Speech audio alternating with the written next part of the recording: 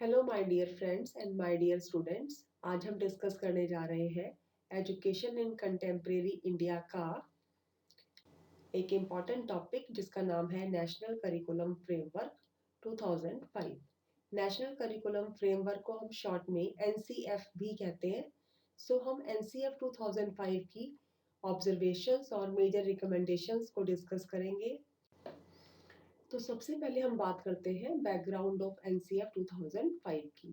National curriculum framework 2005 is one of the four published NCF and these were published in the year 1975, 1988, 2000 and 2005 by the NCERT, which is the apex body of education of school education in India, as per the recommendation of Ministry of Human Resource Development। हमें मालूम है ministry of human resource development जो है ministry of education है, जो कि education की quality को इम्प्रूव करने के लिए टाइम टू टाइम एफर्ट्स करती रहती है। हमें मालूम है 1986 में एक पॉलिसी आई थी जिसका नाम था नेशनल पॉलिसी ऑफ एजुकेशन। इस बॉडी ने, इस पॉलिसी ने एनसीईआरटी को रिकमेंड किया कि एक नेशनल लेवल का करिकुलम जो है उसको फ्रेम किया जाए स्पेशली स्कूल एजुकेशन के लिए। और नेशनल पॉलिसी ऑफ एजुकेशन की रिकमेंडेशन पर 2000 में एनसीईआरटी ने एक डॉक्यूमेंट तैयार कर लिया जिसका नाम रखा गया national curriculum framework for school education, और जिसको जो है एकेडमिक सेशन 2002 और 3 में अप्लाई भी कर दिया गया। अब मिनिस्ट्री ऑफ एजुकेशन को यानी ministry of human resource development को 2004 में जो है एक नीड फील हुई कि एग्जिस्टिंग नेशनल करिकुलम फ्रेमवर्क को रिवाइज किया जाए, उसकी जो भी ड्रॉबैक्स है उसको कवर किया जाए और उसको टाइमली इसको जो है अपडेट किया जाए। इट मीन्स जो है 2000 में जब ये एनसीएफ बन के तैयार हुआ तो 4 साल इसको ऑलरेडी हो चुके थे जब इसको रिवाइज करने की बात जो है वो ministry of human resource development के माइंड में I and it again recommended to NCERT to draft the new and fresh NCF. तो 2004 में जो है ये एफर्ट्स फिर से स्टार्ट हो गई और उसी टाइम पैरेलल एक गवर्नमेंट रिपोर्ट आई थी एजुकेशन पर जिसका नाम था लर्निंग विदाउट बर्डन। और इसके साथ साथ पैरेलल बहुत सारे अलग अलग फोकस ग्रुप में डिस्कशन चल रही थी एजुकेशन की क्वालिटी को लेकर। तो कलेक्टिवली इन सबको जो है रिकमेंडेशन पर 2004 में दोबारा से एफर्ट्स कर दी गई एनसीईआरटी के थ्रू कि जो है एक नया करिकुलम फ्रेमवर्क बनाया जाए।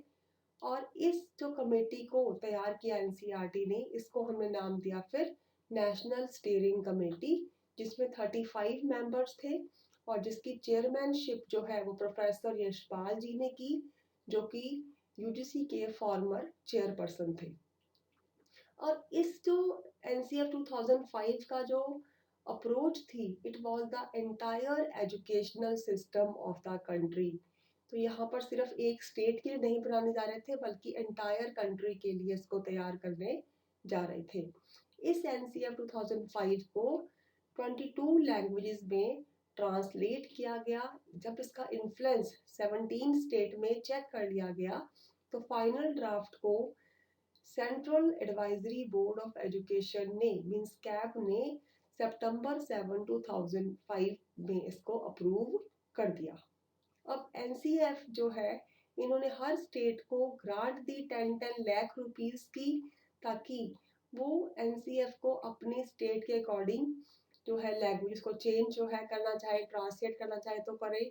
और मोर ओवर जो है करंट सिलेबस और एनसीएफ 2005 के प्रपोज सिलेबस को कंपेयर करे और उसके रिगार्डिंग जो भी स्टेप्स रिक्वायर्ड है वो स्टेप्स ले। और इन्हीं स्टेप्स को लेने के लिए जो है ये ग्रांट 10 लाख की ग्रांट प्रोवाइड की गई।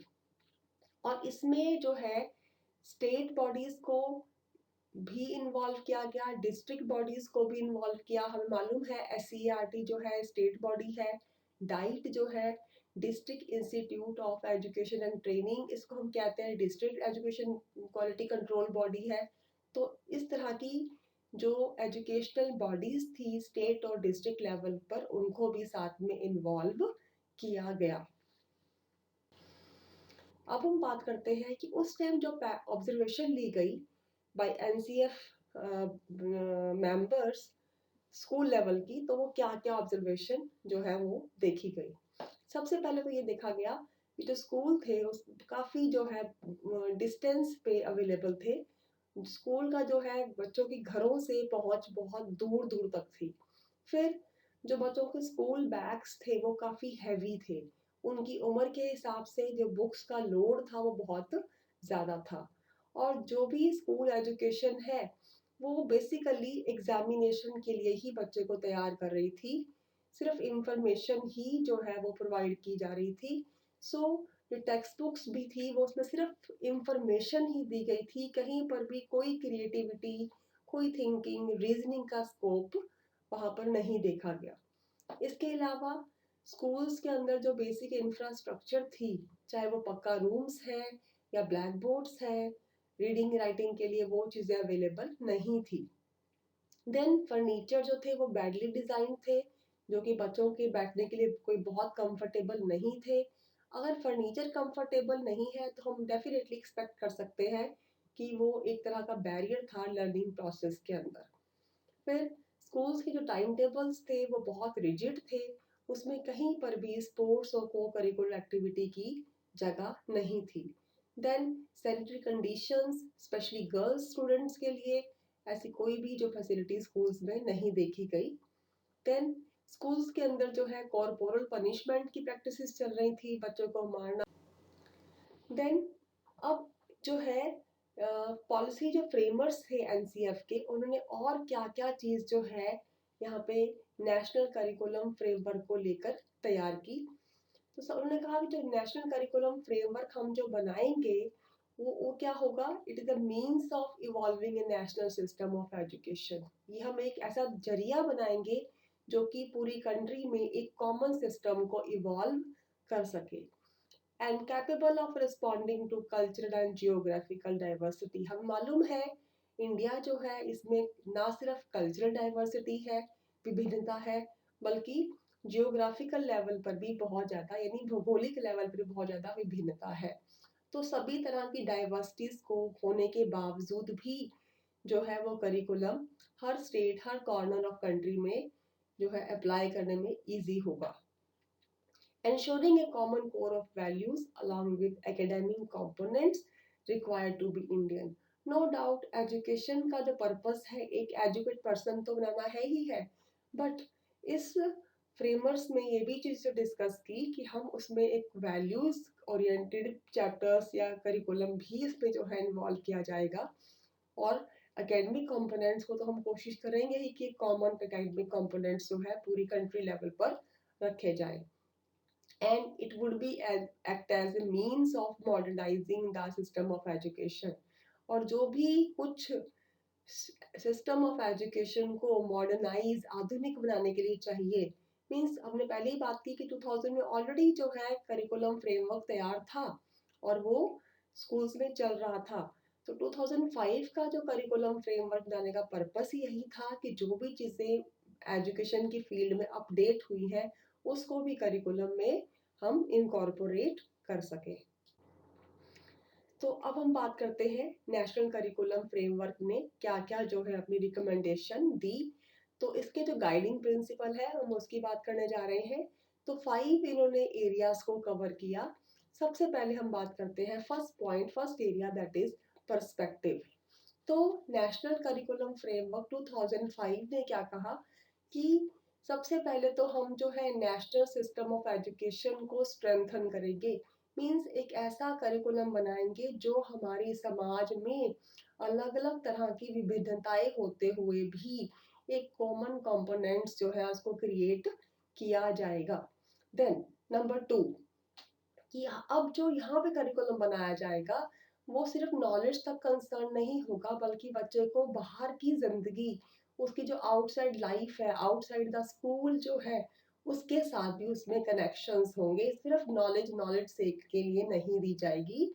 और नो डाउट करिकुलम जो है बच्चे की उम्र और योग्यताओं को, एज और एबिलिटीज को ध्यान में रख के ही बनाया जाएगा।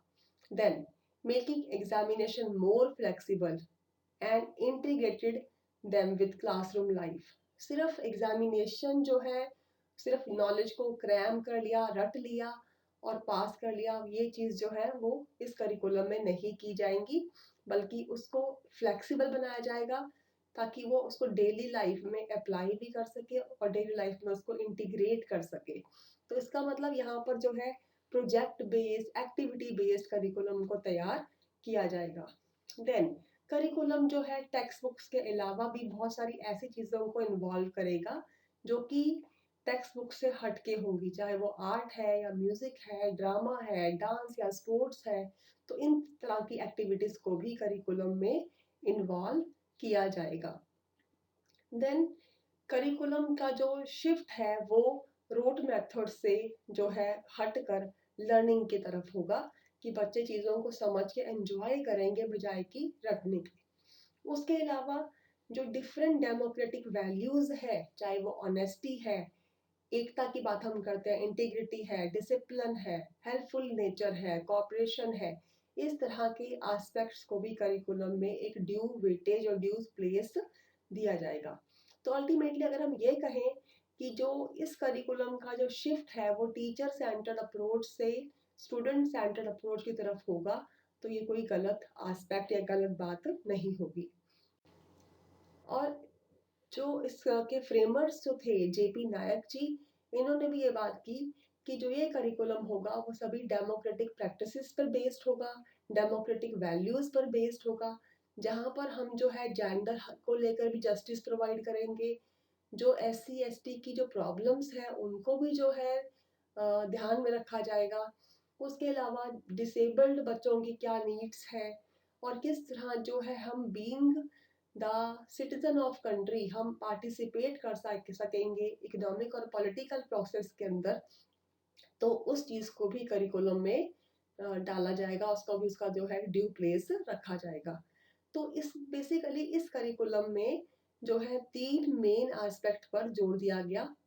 सबसे पहला और सबसे इम्पोर्टेंट एस्पेक्ट था इक्वलिटी, जहाँ पर किसी भी चीज को लेकर डिस्क्रिमिनेशन नहीं होगा, means no discrimination on the base on caste, colour, geographical area, ethnicity जिसको हम नाम देते हैं, देन सेक्स, मींस किसी भी लेवल से जो है वो डिस्क्रिमिनेशन नहीं होगा। ये करिकुलम सबके लिए सबको इक्वल डील करेगा।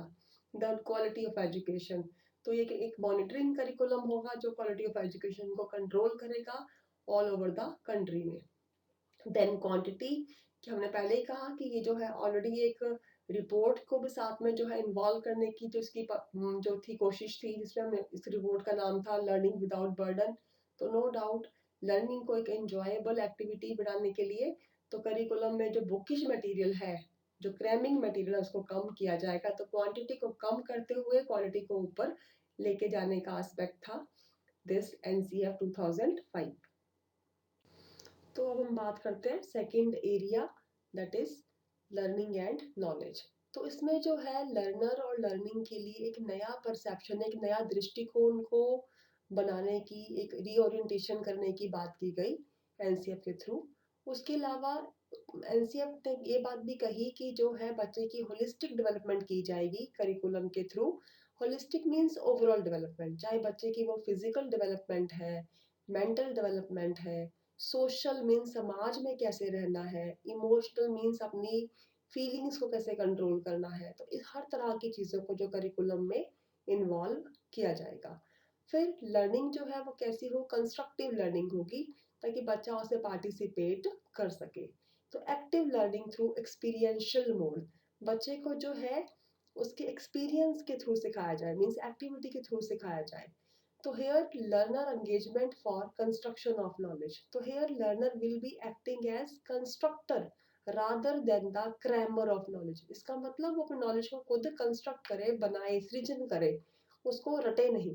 देन ये भी चीज जो NCF में डिस्कस की गई कि जो नॉलेज है जो इंफॉर्मेशन है वो नॉलेज नहीं होती। इंफॉर्मेशन तो सिर्फ जो है हम कंटेंट दे रहे हैं बच्चे को। नॉलेज तो एक्चुअली वही है जो बच्चा उसको अपनी डेली लाइफ में अप्लाई करने के काबिल हो सके, मीन्स उसको अप्लाई कर सके।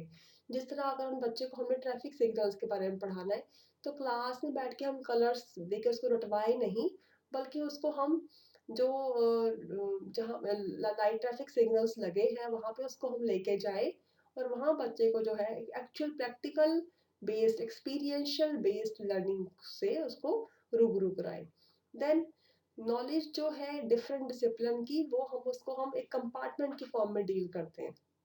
हमें लगता है कि इंग्लिश वाला सिर्फ इंग्लिश के लिए है, साइंस वाला सिर्फ साइंस डिस्कस करेगा, और इसमें दोनों के रोल में कहीं पर भी कोई इंटरचेंजेबल पॉसिबिलिटी नहीं है।